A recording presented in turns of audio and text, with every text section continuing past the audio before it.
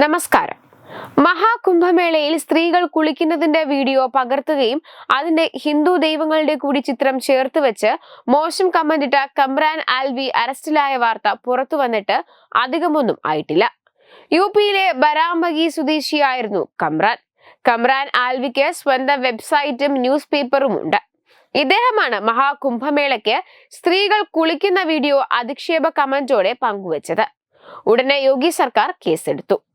അങ്ങനെ ഹിന്ദുക്കളെ മഹാകുംഭമേളയും അവഹേളിക്കാൻ ശ്രമിക്കുന്നവർക്കെതിരെ ഉടനടി നടപടി സ്വീകരിച്ചു വരുന്ന യോഗി സർക്കാരിന്റെ നയങ്ങളാണ് നമ്മളിപ്പോൾ കണ്ടുവരുന്നത്. എന്നാൽ ഇപ്പോഴിതാ മഹാകുംഭമേളയ്ക്ക് കുറിച്ച് തെറ്റായ വിവരങ്ങളും കിംവദന്തികളും പ്രചരിപ്പിച്ചതിന് യോഗി സർക്കാർ 14 എക്സ് അക്കൗണ്ടുകൾക്കെതിരെ നടപടി സ്വീകരിച്ചു എന്നൊരു വാർത്ത പുറത്തു വരുന്നുണ്ട്.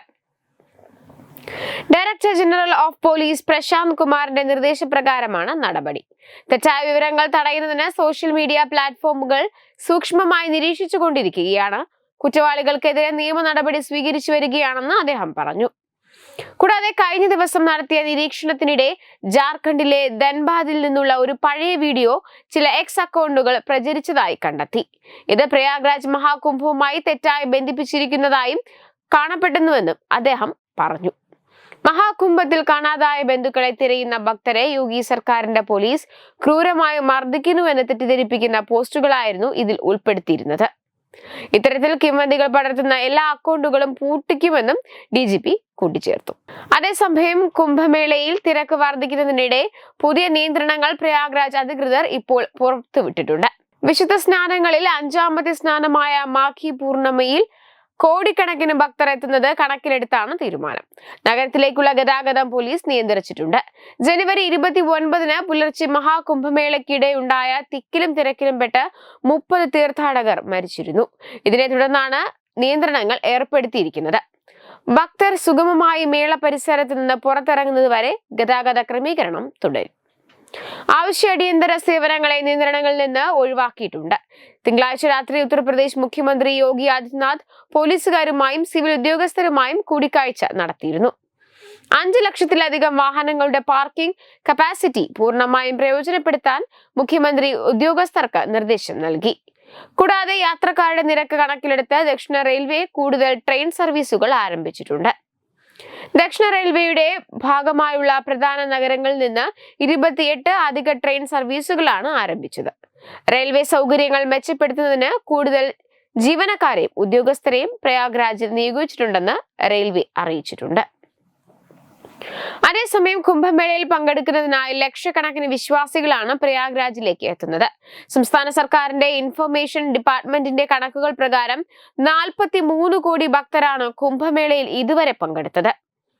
ലോകമെമ്പാടുമുള്ള ഭക്തർ രാജ്യത്തിന്റെ മഹാ ഉത്സവത്തിൽ പങ്കെടുക്കാൻ ഒഴുകിയെത്തുകയാണ്. രാഷ്ട്രപതി ദ്രൗപദി മുർമുവും ഉത്തരാഖണ്ഡ് മുഖ്യമന്ത്രി പുഷ്കർ സിംഗ് ധർമിയും കഴിഞ്ഞ ദിവസം കുംഭമേളയിൽ പങ്കെടുത്തിരുന്നു. പ്രധാനമന്ത്രി നരേന്ദ്രമോദിയും ഭൂട്ടാൻ രാജാവും വിവിധ സംസ്ഥാനങ്ങളിലെ മുഖ്യമന്ത്രിമാരും ഇതിനകം പ്രയാഗ്രാജിൽ പുണ്യസ്നാനം നടത്തി.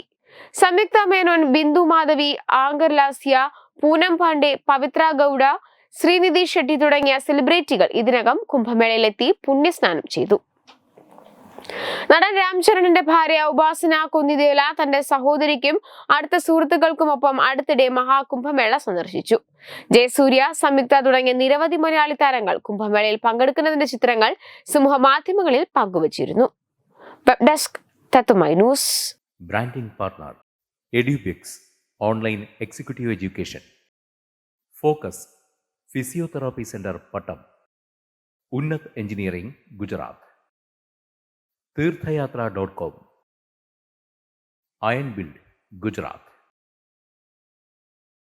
Powered by Jyothis. Realising your dream home. Our ongoing luxury apartments projects are Crown near Karivattam, The Square near UST Global, White Manor near Aattugal Ambalathara and Evergreens Luxury Villas near Tirumala. Call 90482 55599. Jyothis Building Promoters Private Limited, Thiruvananthapuram.